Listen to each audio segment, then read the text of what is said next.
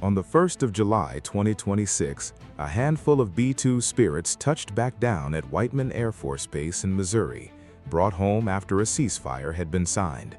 The mission was done. 6 days later, the ceasefire collapsed. On the 17th of July, 2 of those same bombers rolled out again, climbing east with a tanker package strung out behind them for the entire crossing.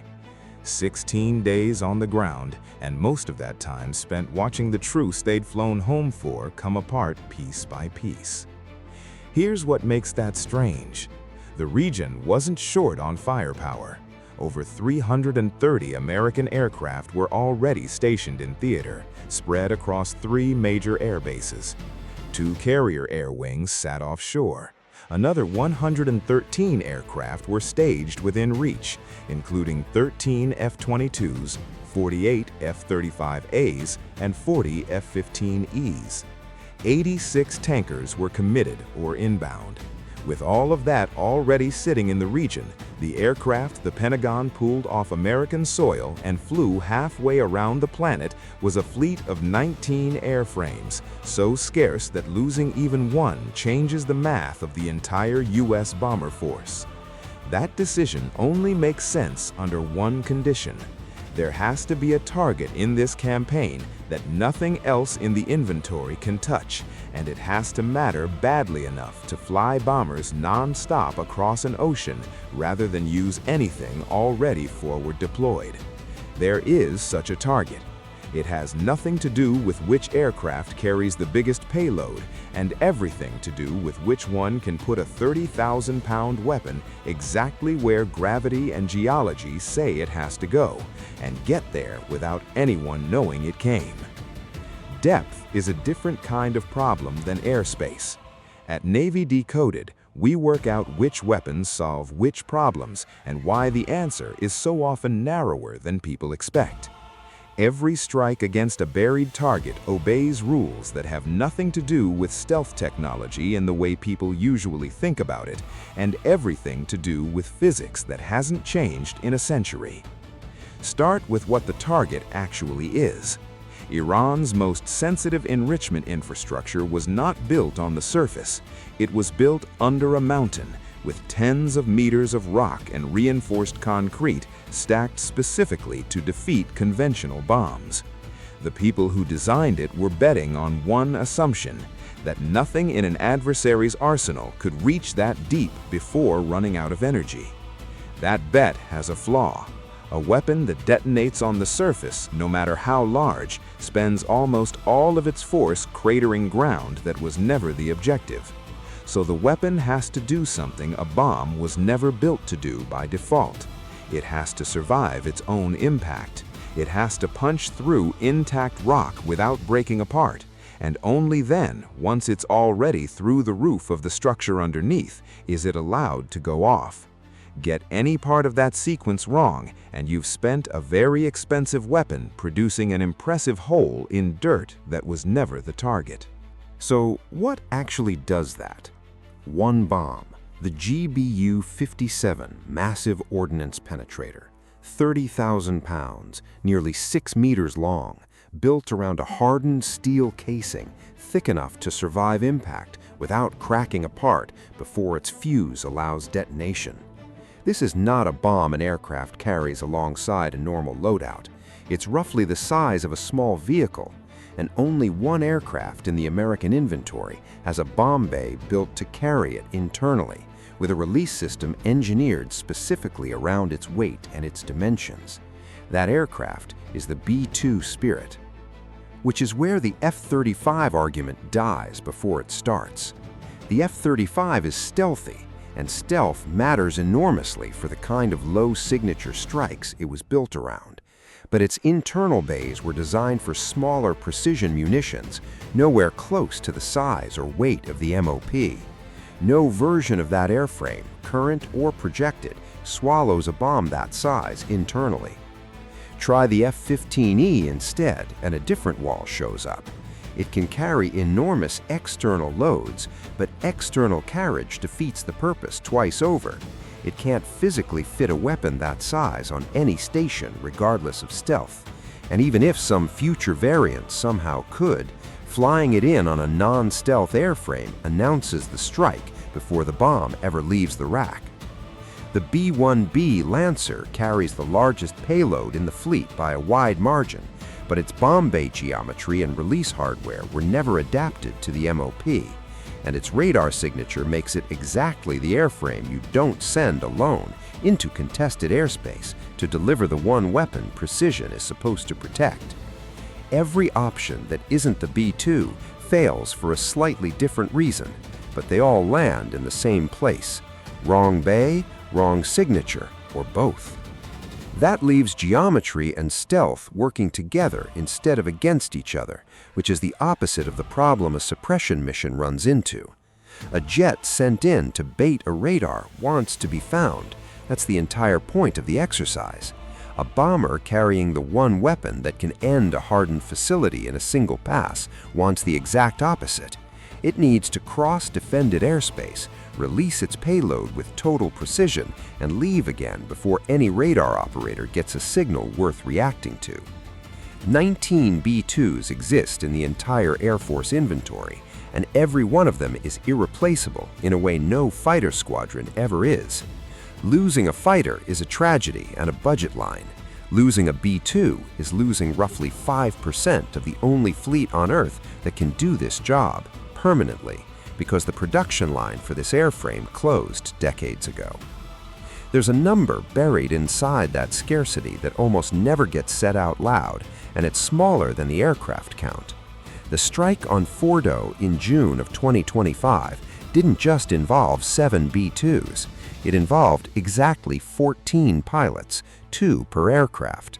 Not 14 out of some deep bench of qualified backups sitting on standby somewhere. 14 people in the entire United States Air Force currently trained and current on that exact mission profile at that exact moment. And that number assumes every jet in the fleet is actually ready to fly, which the B-2 is rarely is. The Government Accountability Office has tracked the aircraft's mission-capable rate for years, and across 9 straight fiscal years it examined, the B-2 hit its own readiness target in only 3 of them. 19 aircraft exist on paper. On any given day, a meaningful slice of that fleet is sitting in depot maintenance, midway through stealth coating repair that can take weeks per aircraft, or otherwise not cleared for a combat sortie at all. The number that actually decides whether a mission like this happens was never 19. It's whatever's left after maintenance schedules, after crew currency, after the jet's already tasked somewhere else. That's the real reason 2 aircraft, not 20, turned east on the 17th. That scarcity is also why the flight profile looks nothing like a normal deployment. B-2 missions built around hardened targets don't launch from forward bases sitting in theater the way fighter squadrons do.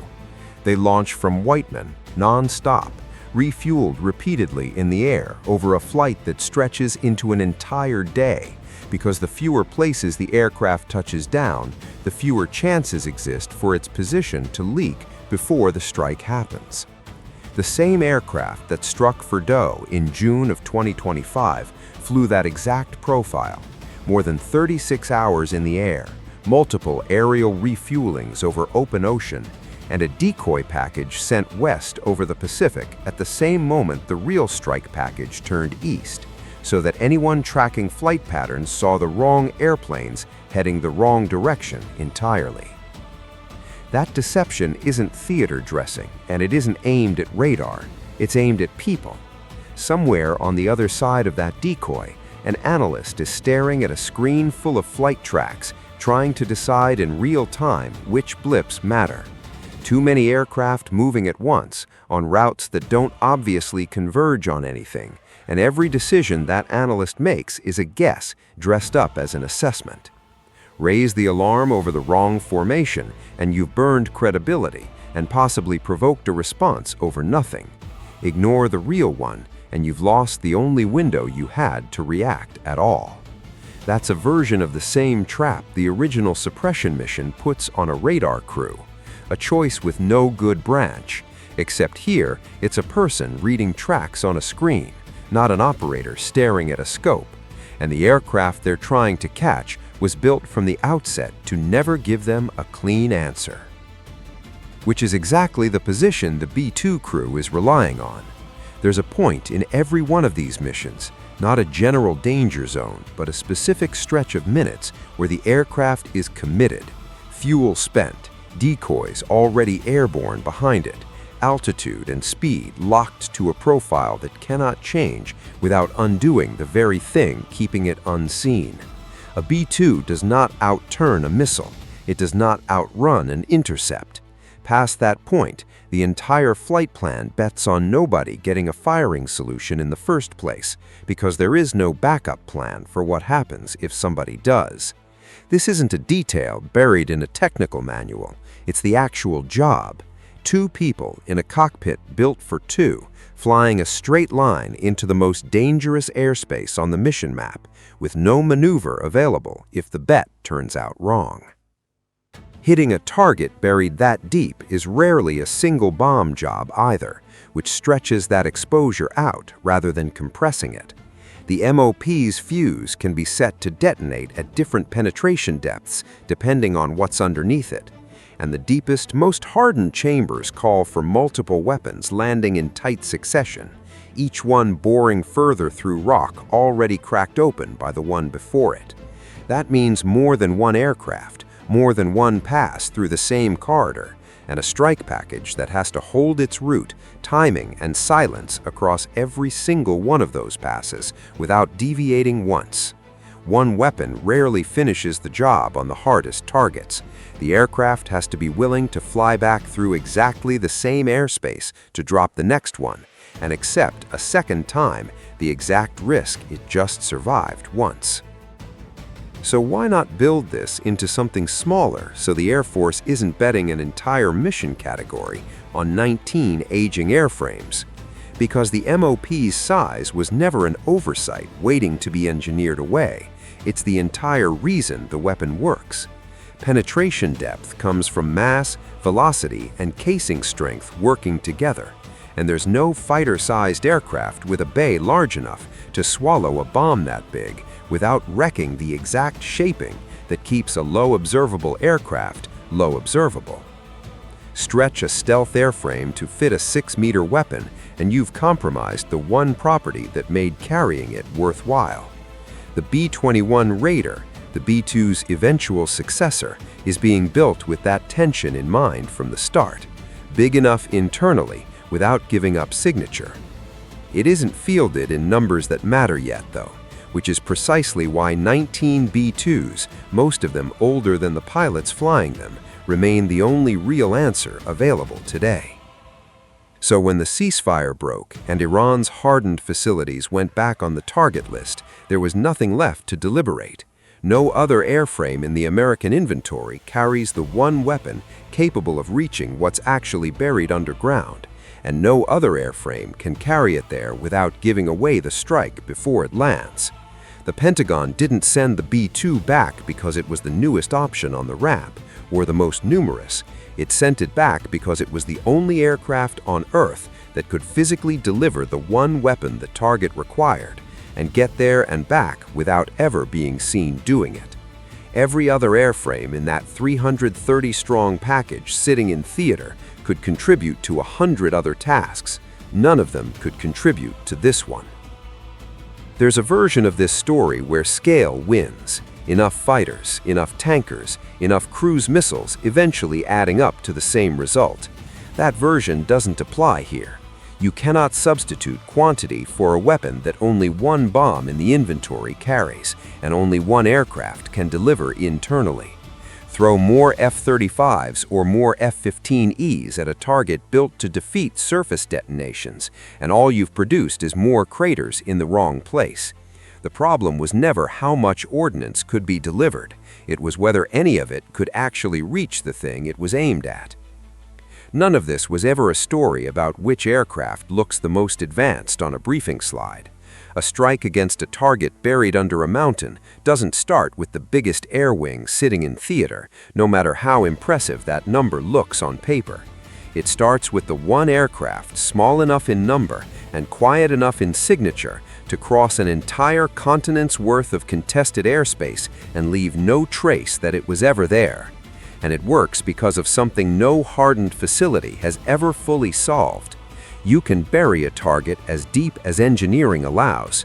You can harden it against everything an adversary is known to possess. What you cannot do is harden it against a weapon built specifically to treat that depth as the problem to solve, rather than the defense that stops the attack.